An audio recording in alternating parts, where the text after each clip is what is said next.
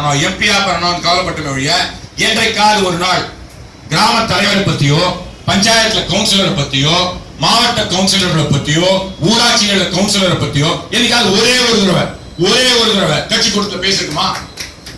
கிராமத்துல அவன் கஷ்டப்பட்டு ஒரு ஊராட்சி தலைவரா வரானே, அவனை என்னையாவது ஒரு துண்டு போட்டு கௌரவிச்சிருக்குமா? எப்படி கட்சி வளரணும்னு கேக்குறேன். தமிழ்நாட்டுல 12,524 கிராமங்கள் இருக்குது. கணக்கு தெரிந்தவர்கள், நான் கொஞ்சம் கணக்காயிரனால கொஞ்சம் கணக்கு தெரியும், ரொம்ப தெரியாது. அதனால அந்த 2 அளவுக்கு 62, 62. அதை விட ஒன்று அதிகமாக 62, 63 கிராமங்களில் நமது குறிக்கோள். என்னைக்கு ஒரு குறிக்கோள்னா அதுக்கு ஒரு டார்கெட் வேணும். 62, 63 கிராமம், அதாவது பெரும்பான்மையான கிராமம் சொன்னா எடுபடல. இது மோடி கிட்ட கத்துக்கணும். மோடி பொய்யை சொன்னாலும் அதை அழகாக சொல்லக்கூடிய திறமை உள்ளவர். மோடி கிட்ட இருந்து பொய் சொல்ல கத்துக்க வேணாம். நம்ம நிறைய உண்மையை செஞ்சோம், ஆனா மோடி மாதிரி அதை அழகா சொல்ல கத்துக்க 62, 63 என்ற திட்டம் ஆபரேஷன் மிலிட்டரி மாதிரி செய்யணும். 62, 63 பெரும்பான்மையான கிராமங்கள்ல என்ன நாள் 2016 மே பத்தி எனக்கு கவலை இல்லை, அதுக்கு பெருந்தலைவர்கள் இருக்காங்க, நான் உங்களை மாதிரி அடிமட்ட தொண்டர். அதனால 62, 63 கிராமங்கள்ல 2016 அக்டோபர்ல உள்ளாட்சி தேர்தல் வருது. இதற்கு முன்னால பேசின இவங்க எல்லாம் சொன்னாங்க மற்ற இடங்கள்லயும் வட்டாரம். நான் இப்ப கிராமத்தில் நம்ம எல்லாரும் கவலை வைத்தால், அஸ்திவாரம் சரியாக இருந்தால் கோபுரம் சரியாக இருக்கும். இன்று கோபுரம் அடித்துக் கொண்டு போனதற்கு காரணமே அஸ்திவாரம் சரியில்லாததுதான். அப்பொழுது அஸ்திவாரத்துக்கு என்ன செய்யணும்? இன்றைக்கு இதுவரைக்கும் 11 மாவட்டங்கள் போயிருக்கோம். அதுல நம்ம தலைவர் கல்யாணராமன் வந்திருந்தாரு, கதிரில இருந்தாரு, நஞ்சப்பன் வந்திருக்காங்க. நம்ம தலைவர் சொன்னதால மற்றவங்க எல்லாருமே ஈடுபடுறாங்க. கிராமங்கள்ல போய் கீழே உட்காந்துடுறோம். கீழே உட்காந்து என்ன சொல்றோம்? நம்ம தலைவர் ராகுல் காந்தி நம்மள பல பேருக்கு பல இது இருக்கலாம், ஒரு கேள்விக்குறியா இருக்கலாம். அவருடைய எண்ணம் சிறப்பான எண்ணம். இதுல எந்த விதமான சந்தேகமும் வேணாம். நான் ரொம்ப தெளிவா சொல்றேன். அவர் ஒரு பெரிய சிறந்த பேச்சாளராக இல்லாம இருக்கலாம். என்ன கூட அந்த இதுல கேட்டாங்க, டிவியில கேட்டாங்க, கேட்கச்சு இந்த மாதிரி இந்த பேச்சு முடிச்ச உடனே கேட்டாங்க. நான் கேட்டேன், தமிழ்நாட்டுல 3 முதலமைச்சர்களை பற்றி அடிக்கடி பேசுறோம். தலைவர் காமராஜர், பெருந்தலைவர் காமராஜர், அடுத்தது இந்த அம்மா இருக்காங்க ஜெயலலிதா அவர்கள், கலைஞர் இருக்காங்க. இந்த 3 பேர்ல யாருங்க நல்லா தமிழ் பேசுவாங்க அப்படின்னு கேட்டா சத்தியமா சொல்லலாம் கலைஞர் அவர்கள் தான். இந்த 4 பேர்ல நல்லா இங்கிலீஷ் யாருங்க பேசுவாங்க அப்படின்னு கேட்டா சத்தியமா சொல்லலாம் ஜெயலலிதா அம்மா தான். ஆனா இந்த 3 பேர்ல 4 பேர்ல இல்ல 3 பேர்ல யாருங்க நல்ல முதலமைச்சர் எல்லாரும் சொல்லுவாங்க தலைவர் காமராஜர் தான். பேச்சு ஒண்ணு பெரிய இதுவாக முடியாது, உள்ளுவதெல்லாம் உயர்வெல்லாம். அது மாதிரி நல்ல எண்ணம் உள்ளவர். இந்த இன்னைக்கு கோவிந்தராஜன் அவர்கள் பேசினார், இவ்வளவு பேர் 20,000 பேர் சேர்த்தோம்னாரு. இது மாதிரி நிறைய பேர் சேர்த்திருக்கீங்க, ஆனா இத்தனை பேருக்கு வாய்ப்பு கிடைக்காது. என்ன காரணம்? உலகத்திலே ராகுல் காந்தி சொன்னது, உலகத்திலேயே பெரிய ஜனநாயக நாடு இந்தியா. அந்த பெரிய ஜனநாயக நாட்டில் இருக்க எல்லா கட்சிகளும் ஜனநாயகமே இல்லாத கட்சிகள் நம்ம கட்சியை சேர்ந்து. நான் சொல்லல, நம்ம தலைவர் ராகுல் காந்தி சொல்லிருக்காரு. இன்னைக்கு தமிழ்நாட்டை எடுத்துக்கிட்டீங்கன்னா ஏடிஎம்கே ஒரு சோல் ப்ரொப்ரைட்டர்ஷிப், டிஎம்கே கேட்டா அது ஒரு பிரைவேட் லிமிடெட். நம்ம கட்சியிலேயே 20 பேர் டெல்லியில உட்கார்ந்துக்கிட்டு முடிவு பண்றாங்க. இதை மாற்ற வேண்டும் என்றுதான் தலைவர் ராகுல் காந்தி அவர்கள் இந்த தேர்தலில் 15 இடங்கள்ல எம்பிக்கள்லயே பரிச்சாத்தமா இதுல தோல்வி வரும் வெற்றி வரும். ஆனா இது நல்ல செயல்களை யாரும் மறுக்க முடியாது. அங்க இருக்க கட்சி தொண்டர்கள் ஓட்டு போட்டு, ஏன் ஜனார்தன் பூஜாரியா ஓட்டுல இருந்து தான் வர வேண்டியிருந்தது இந்த முறை. அப்போ கோவிந்தராஜன் போல, உங்களை காளானை போல, உங்களை போன்ற வேலை செய்வர்களுக்கு இது கிடைக்குமா கிடைக்காதா? யாரோ உட்காந்து 20 பேர் உட்காந்து முடிவு பண்றது. அதை மாற்றணும் என்று டெல்லியில் இருக்கும் தான் சொல்ற ஆளுங்க சென்னையிலயோ கோவாலையோ நிக்கிறோம் அவர் நினைக்கல, அங்க இருக்க தொண்டர்கள் நினைக்கிறார். இதுதானே உண்மையான கட்சி, இதுதானே உண்மையான ஜனநாயகம். இதைத்தான் நாங்கள் என்ன சொல்றோம், கிராமங்கள்ல ஜாதி மதம் மொழி இனம் கோஷ்டி தான் நம்ம இல்ல இல்லாமல் நீங்க செய்யற யார் முடிவு பண்றீங்களோ அந்த கிராமத்துல உட்கார்ந்துக்கிட்டு அவர்களுக்கு நாம் உதவி செய்ய ரெடியாக இருக்கோம். மறுபடியும் சொல்றேன், இது நான் ஒரு வருஷத்துக்கு முன்னால் நினைச்சுக்கிட்டு இருந்தேன், இந்த கோஷ்டிகள் தான் இந்த கட்சியுடைய அழிவுக்கு காரணம்னு. உங்களை பல பேர் கூட சிந்திக்கலாம். இப்ப நான் சொல்றேன் தைரியமா, கோஷ்டிகள் காரணம் இல்ல. ஏன்? இந்த ஊத்தருக்கும் ஒரு அபிமான தலைவர்கள் இருக்காங்க, அது தவறே இல்லை. இன்னைக்கு கட்சி கொடுக்காத அங்கீகாரத்தை தலைவர்கள் நமக்கு கொடுப்பதால் நாம் தலைவர்களுக்கு சொல்கின்றோம். அது ஒண்ணா தப்பு. இருக்கட்டும். ஆனால் இன்று நம்ம எல்லாருக்குமே தெரியும், எல்லாம் நீங்க எல்லாம் என்னை விட தெளிவான அரசியல்வாதிகள். ஒவ்வொரு மாவட்டங்கள்ல இன்னைக்கு தமிழ்நாட்டுல நம்ம வேணா பேச ஒருத்தர் சத்தம் போட்டுக்கோ மிஞ்சி மிஞ்சி போனா, ஆனா கத்தி வச்சு கொல்ற அளவுக்கு திமுகலையும் அதிமுகலையும் கோஷ்டிகள் இருக்கா இல்லையா? அவன் ஜெயிக்கிறானா இல்லையா? அப்ப கோஷ்டிகள் இருந்தா எப்படி அவன் ஜெயிக்க முடியும்? அவன் கோஷ்டிகளை வச்சு ஜெயிச்சே நம்மளால ஜெயிக்க. இதை விடுங்க, காங்கிரஸ் கோஷ்டி வேறங்க அப்படின்னு நீங்க சொல்லலாம். நம்மளை விட வலுவான கோஷ்டி கேரளால இருக்குதுங்க. உங்க எல்லாருக்கும் தெரியுங்க, கேரளால காங்கிரஸ் தொடர்ந்து வருதுங்க. இங்க என்ன செய்யறோம்? நான் இங்க போய் இவர் மாவட்டத்துக்கு போனோம்னா இங்க ஒருத்தர் கூட்டு சொல்லுவாரு, நாராயணன் வராருங்க, அவர் கிராமத்துக்கு போறாரு, ஆனா அவருக்கு யாரும் உதவி செய்யக்கூடாது.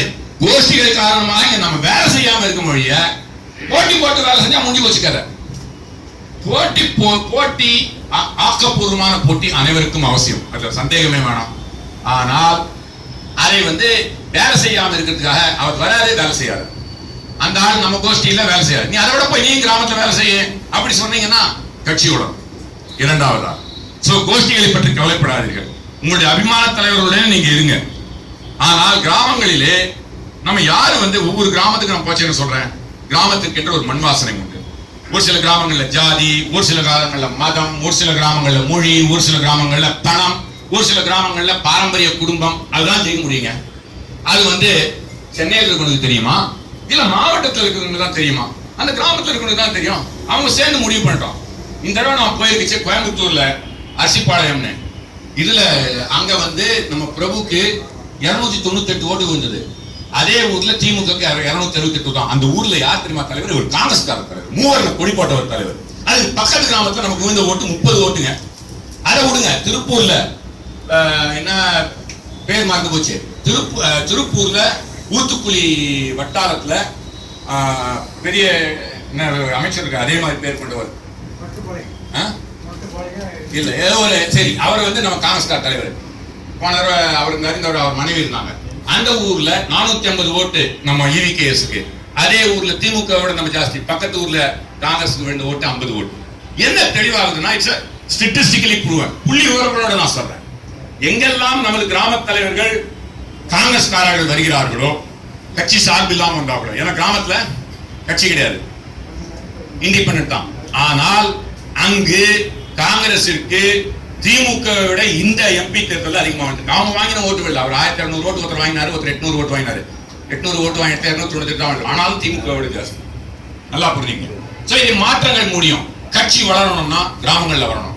இப்ப சொன்னாங்க, முன்னும் கேட்டா நான் இப்பெல்லாம் பேரூராட்சி வேணும், நீங்க இருந்தா போக முடியும். உங்க துணை இருந்தா பேரூராட்சி, நகராட்சி, மாநகராட்சிகள் போட நான் போகல. ஏனென்றால் நமக்குள்ள யாரும் பிஃபார்ம் கொடுக்க மாட்டாங்க. யார் வேலை செய்யறாங்கன்னா போட்டு காலி பண்ணுவாங்க. இவருக்கு தெரியாதான், நம்ம இருவரே இருக்காங்க, பல பேர் இருக்காங்க. சோ என்ன பண்றாங்க, கிராமங்கள்ல பண்ண முடியாது. யாரும் பிஃபார்ம் கொடுக்க வேணாம், காங்கிரஸ்காரன் அவன் முடிவு பண்றான். 26 மாதம் இப்பயே என்ன பண்றான், நம்ம இப்ப உண்மையிலேங்க இந்த தடவை நான் போகச்சு இளைஞர் காங்கிரஸ் இருக்கவங்க தான் அவங்க என்ன கூட்டுக்கிட்டு போறாங்க. இளைஞர் காங்கிரஸ் நிறைய பேர் 12 லட்சம் பேர் சேர்த்தோம், அது 2 லட்சம் பேர் கூட இப்ப இல்ல, அதெல்லாம் உண்மை. ஆனா இன்னைக்கு இருக்கான் இளைஞர் காங்கிரஸ், பூசா வந்தவன் இருக்கான், அவன் செய்யறான். சோ என்ன பண்ணணும்னா, அங்க யாரு வேலை செய்யறாங்களோ அவருக்கு கூட போய் நீங்க உட்கார்ந்து ஒவ்வொரு கிராமத்திலயும் கிராம கமிட்டியில உட்கார்ந்து அவங்களுக்கு வேலையை கொடுக்கும். இளைஞர் காங்கிரஸ் நிறைய பேர் போனதுக்கு காரணம் இங்க ஏன் தொழிற்சங்கம் சிறப்பா வேலை செய்யுது. ஒவ்வொரு முறையும் தலைவர் காலான்னு சொல்லுவாரு, அடுத்த மீட்டிங் வரதுக்கு முன்ன இதை செஞ்சுட்டு வரணும்னு வேலையை கொடுக்குறோம். காந்தியுடைய முக்கிய சக்சஸுக்கு முக்கிய காரணம் நீங்க படிச்சீங்கன்னா, ஒவ்வொரு பொதுக்கூட்டத்துல கூட போயிட்டு அடுத்த பொதுக்கூட்டத்துக்கு வச்சு ஊத்துட்டு வருவாரு, நீ தக்கலையில் நூல் ஊத்துட்டு வாங்க, அவங்க செஞ்சுட்டு வருவாங்க. நம்ம என்ன பண்றோம், வந்துட்டு போயிடுறோம், அடுத்த மூட்டை அதே பேசிக்கிட்டு இருக்கோம். சோ அவங்களுக்கு வேலை கொடுக்காதான் இளைஞர் காங்கிரஸ்ல பல பேர் போனதுக்கு காரணம். கிராமங்களில் போச்சு என்ன சொல்றோம், நீங்க எல்லாரும் இப்ப அக்டோபர் 2ஆம் தேதி நமக்கு அடுத்தது கிராம சபை நடக்குது. கட்சிக்காரன் போறதுல பல ஊர்களில் கிராம சபையே நடக்கல, போய் வீட்டுக்கு வீடு கேட்டு வாங்கி வந்துடுறாங்க. நான் ரொம்ப நேரம் எடுத்துக்கலாம்னு நினைக்கிறேன், ஒரு 2 நிமிடங்களில் முடிச்சுடுறேன். அப்புறம் தலைவர் பர்மிஷன் தான் ஒரு 3 நிமிஷத்துக்கு ஒரு இது போட்டு காட்ட போறேன், ஒரு 3 நிமிட பாட்டு, அதுக்கு நீங்க ரெடி பண்ணலாம். சோ இப்ப அந்த கிராமத்துல என்ன சொல்றோம், ஒரு கிராமத்துக்கு போனோம், கக்கூஸ் வேலை செய்யலைங்க, பொம்பளை போற கக்கூஸ் வேலை செய்யல, அவன் எழுதி போறான் லெட்டர் கலெக்டருக்கு, போடச்சே போடுறான் போட்டுறான், மறியல் பண்ண போறோம் போடுவாங்க. ஆனா போய் அதை ஒட்டுறது இல்லை. கக்கூருக்கு ஒட்ட வேண்டியதானே, அப்புறம் ஜனங்களுக்கு தெரியும். நம்ம எல்லாம் நிறைய நல்ல வேலை செய்யறோங்க, அதே நம்ம அரசு செஞ்சது. கல்வி உரிமை சட்டம் மாதிரி ஒரு நல்ல சட்டம் கிடையாது. பணக்கார பள்ளிகள்ல எங்க வீட்டுல வேலை செய்யறவங்க வந்து என்னோட குழந்தையோட படிக்க முடியும். அது நல்லது இல்லையா? இது எவ்வளவு அந்த மாதிரி பல விஷயங்கள் சொல்லிட்டு போறோம். அதை இங்க பேசுறதுக்கு வரல.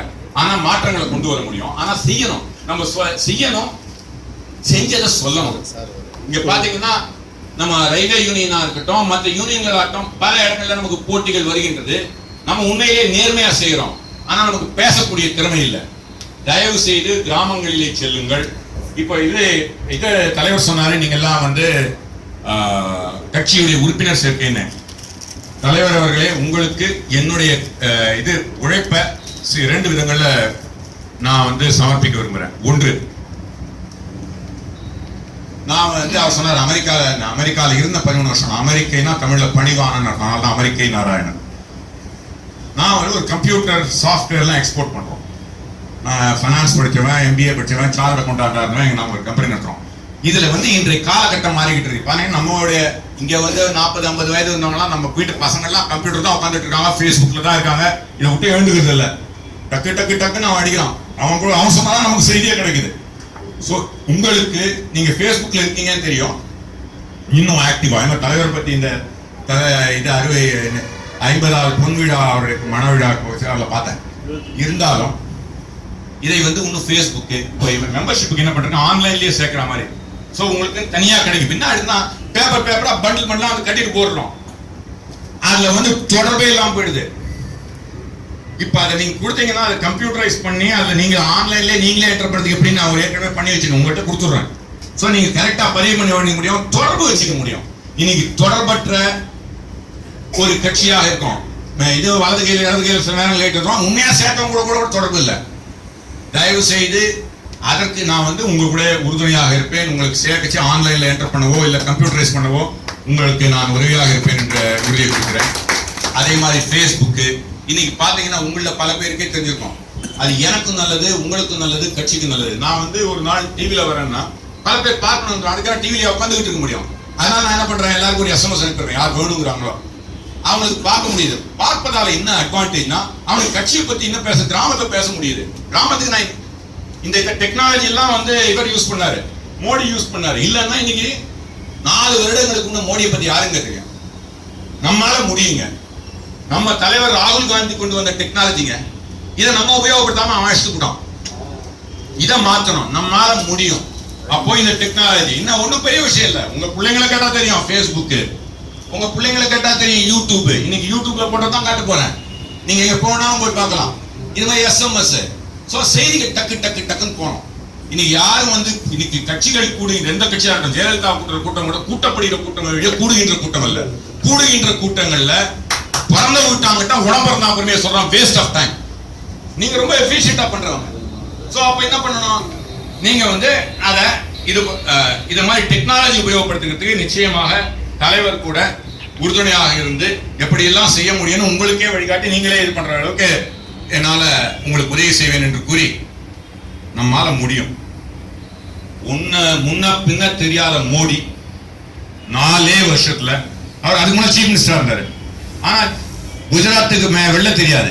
இன்னும் கேட்டா 1 வருடத்துல அவர் இந்தியாவே பிடிக்க முடியும் என்றால் தலைவர் காளான் அவர் பின்னால் இருக்க உங்களை போன்றவர்கள், உங்களுக்கு பின்னால் இருக்க லட்சக்கணக்கான தொழிலாளர்களோட உதவியா இருந்தால் தமிழ்நாடுகள்ல பட்டி தொட்டிகள்ல போய் உழைப்பவர்களுக்கு பின்னால் நம்ம நின்றோம் என்றால் நிச்சயமாக நம்ம தமிழ்நாட்டில் நம்ம எல்லாரும் ரொம்ப வருஷமா பேசிட்டு இருக்கோம். நான் வந்து 26 வருஷம் ஆகி போச்சுங்க.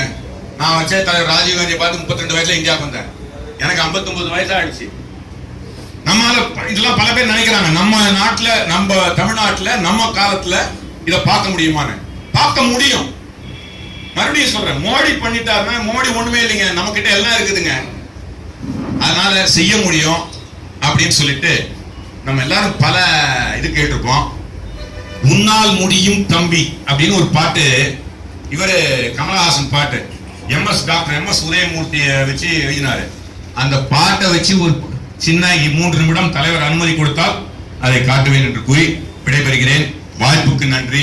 உங்களுடன் சேர்ந்து ஒரு அணிலாக, மறுபடியும் சொல்றேன், தெளிவாகவே சொல்றேன், அணிலாக உங்களுடன் சேர்ந்து உழைப்ப எனக்கு வாய்ப்பு கொடுத்த தலைவருக்கு நன்றி கூறி விடுகிறேன். நன்றி, வணக்கம், ஜெய் ஹிந்த்.